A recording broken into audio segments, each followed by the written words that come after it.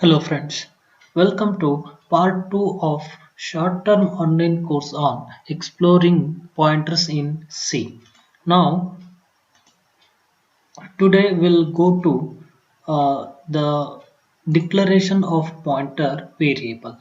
Now before going to this particular, I have a one I have a one simulation that I need to show here. So let me go to the Dev C++. So now in the last session we saw that how to print the address of an variable and value of that variable.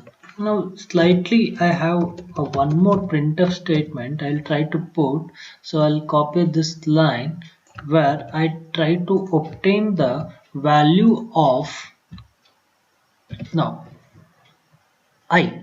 So value of I can be obtained in another way, that is here. I'll close this. What does it mean? I'm trying to fetch. So this is ampersand I. What is ampersand I? It is nothing but address of my variable I. So now I'll put star. So what does the star stands for? The star stands for value at this particular address. Now let us check whether the second printf and the third printf statement will give me the same answer or not.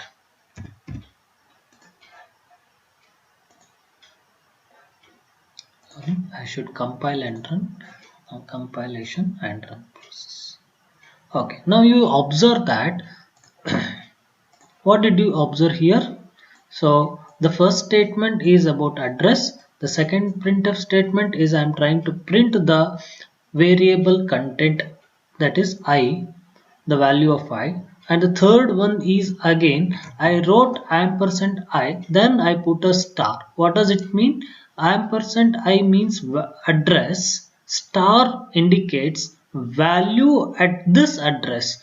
A value at this address is nothing but 4, right? So the another way of representing the content that is present in the variable is through star in ampersand. And here my next concept starts with, so that is declaration of pointer variable. So whenever I wrote in the previous session, we got to know that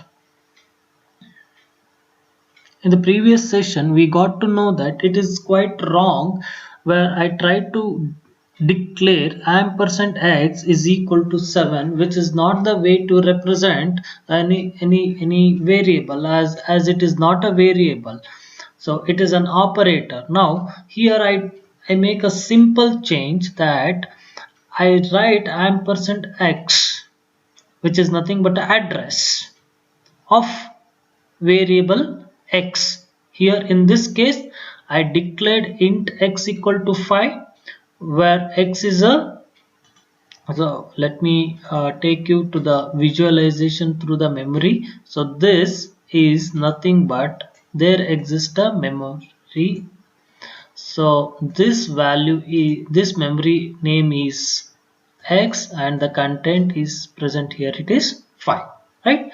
So now what is ampersand x? It is nothing but some address. Let me assume that the address is 1000 in this case. Okay, now ampersand x, I am trying to feed it to variable x. So now what, sorry, j. What is j? J is nothing but another variable. J is nothing but another variable which is trying to store the address of a variable x, which is pointing to an integer. So now I need to declare this j, is it not? So what is j here? J is nothing but a special variable which is storing the address of another variable. So hence j is called as pointer variable, which is a special type of variable which is nothing but a pointer variable. So I'll declare j as a star j as a integer because j is storing an address of a variable and that variable is pointing to integer. Hence j is a pointer variable pointing to an integer. So this is how we should read. So here in this case x is nothing but a variable which contains the data 5 and let us assume that its date address is 1000. Now this 1000 is nothing but a, how do we write, ampersand x. So this is nothing but ampersand x. Now I store this in another variable j, and what j contains? J contains the address of x, that is 1000, and j must be having some address, right? So that is 2000. Here it is again a assumed value.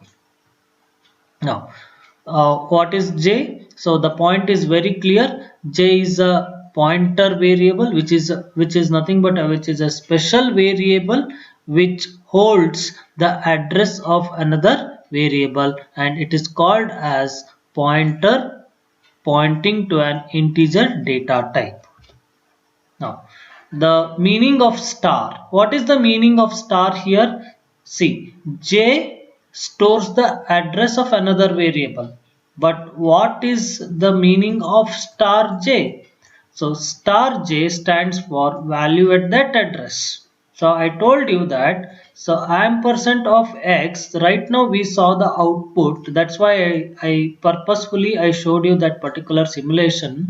So star j or star ampersand x or star, which means that ampersand x gives me the address of this variable, followed by, when I write star, it gives me the content that is present in the x. Now this thing is as good as writing star j, is it not? What is j? J is nothing but ampersand x. It stores the address of this x, and now this star indicates value at this address. So hence this meaning of star is value at that address. Next, we will go next slide. Okay, now here is a one program where this is a effort made you to this is an effort to make you understand about the importance of ampersand operator and to print the content through the pointer variable. Okay, now here is a one such program. So you need to understand one point very clearly, that here I is equal to 4, which means that there exists a I and the content is 4. Now there exists a one more thing, that ampersand of I. So let me assume that this address is 1000. Okay, now this is going to be stored in J. So I should consider a one more memory block, and the memory block is J. J is not an ordinary variable, it is a special variable which is storing the address of another variable, that is I. So this value is going to be stored in another variable. Now what is star j? Star j is nothing but, star j means this. So this is star j, right? Content of that particular address. Now how do you print the address? So first printf statement. So if I want to print the address of variable I, so this is already you got to know how to print this first statement. Second statement. The second printf statement gives me address of I, is it not? Because what is j? J is nothing but, we have initialized the j to ampersand I, and here uh, the one more very important point, let me go to the previous slide. See here, this is called as pointer declaration. Int star j is called as pointer declaration, and it is called as whenever you declare the pointer, make sure that you try to initialize before you use that particular pointer variable. I repeat this point, whenever you try to write this, so it is nothing but a pointer declaration. Whenever you want to use this particular variable, that is this pointer variable, you must be initialized that particular pointer variable. Now, in this case, again, the second statement, coming back to this slide, in this case, the second printf statement say you need to print the j. What is j? J is nothing but it is initialized with address of another variable, that is I. What is address of I? 1000. Where it is going to be stored? It is in j. Hence, what is the output of the second printf statement? It is nothing but 1000. Okay. So in this case, here we are trying to assume the addresses. That's it. So the same address is not may occur or may not occur while the simulation. So here also it is 1000. So first and second printf statement should give me the same answer. What about third printf statement? It give me the address of this.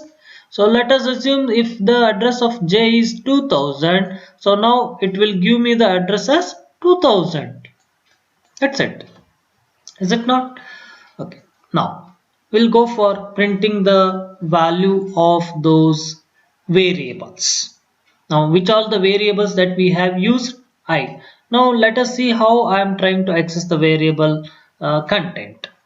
Now this is the straightforward printf statement to print the variable of I. The second one is, as you already saw, even this particular printf statement. So where ampersand is giving me the address and star is always pointing to the value at that address. And the another variable is star j. What is star j? It is nothing but it try to store the value of at this address.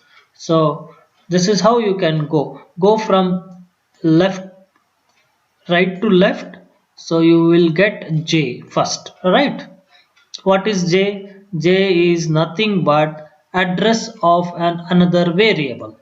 Okay, now you have in front of that you have star. What is this star?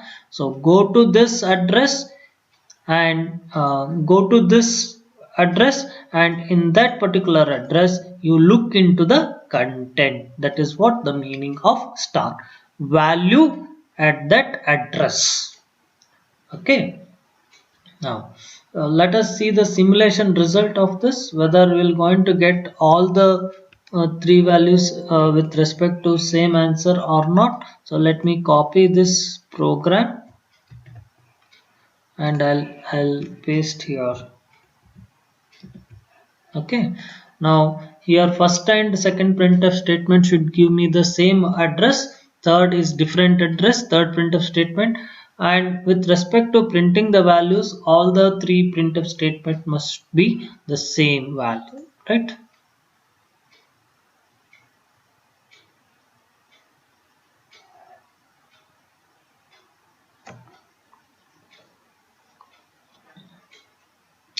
It is taking some time here. Okay, somewhere else it gone wrong. Okay, I'm sorry, I have not written the input output hash include include stdio dot h, right? Okay, this was missing, so it was giving me an error. Probably now there will be no error as such. Yes.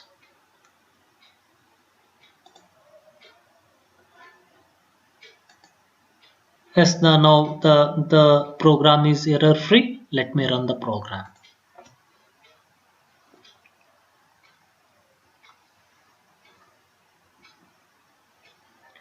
Okay, now here you can observe the first and second printf give me the same address, that is 62fe1c, 62fe1c, but the third printf statement is different because I am trying to print the address of my pointer variable j. So hence 62fe10. If you observe the content of variable, it is I is nothing but 4, and percent of I star is nothing but a value of that address. It is again a 4. J is nothing but a pointer variable where J is assigned to ampersand I, and it is consisting of star, hence value at that address is nothing but a value of I. So I think you got to know how to print the address of the same variable through the pointer variable, address of a pointer variable, and at the content of the variable through the pointers. Okay, so I'll this is with this let me stop here. Again I will come up with the next important topic. So after this declaration we'll go for the declaration of variables, and we have some interesting questions to coming in the coming slides. So wait for the next session. Keep watching the videos, and please subscribe. Thank you.